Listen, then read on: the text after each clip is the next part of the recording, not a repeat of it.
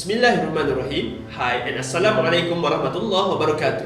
My name is Abu Zalukman bin Abdul Aziz and I am from MRC Bilal. Today we are going to brief you guys a little bit about a magnificent figure behind our Mahala's name, which is Sayyidina Bilal bin Rabah. Let's go. When mentioning the name of Bilal bin Rabah, the majority of us will imagine the story of the steadfastness of a true Muslim. Why not?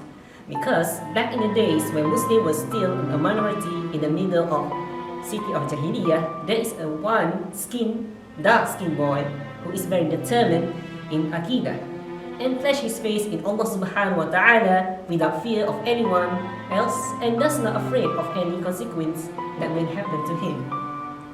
His full name is Bilal bin Rabah al-Habashi. He comes from Abyssinia, which is now called Ethiopia.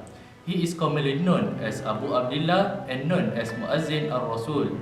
Bilal was born around 43 years before Hijrah. During his life, Bilal narrated 44 hadiths from the Prophet ﷺ. Among the famous story about Sayyidina Bilal is narrated in the book Great Figures of Islam Throughout History by Sheikh Muhammad Sa'id Nursi.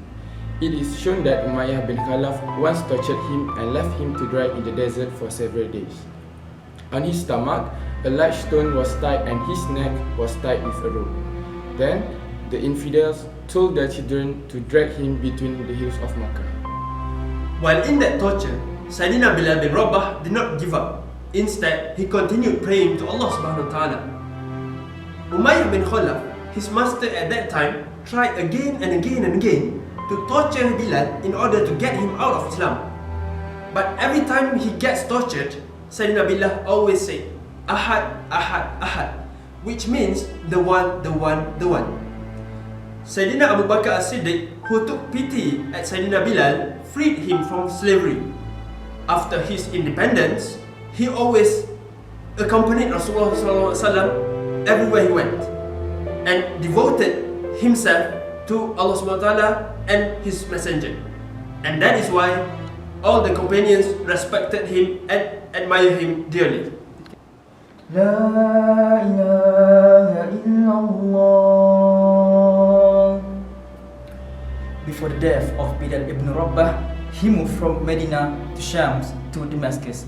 One day, an epidemic of disease appeared in the city of Sham, and he was affected by the disease until finally he died due to the disease.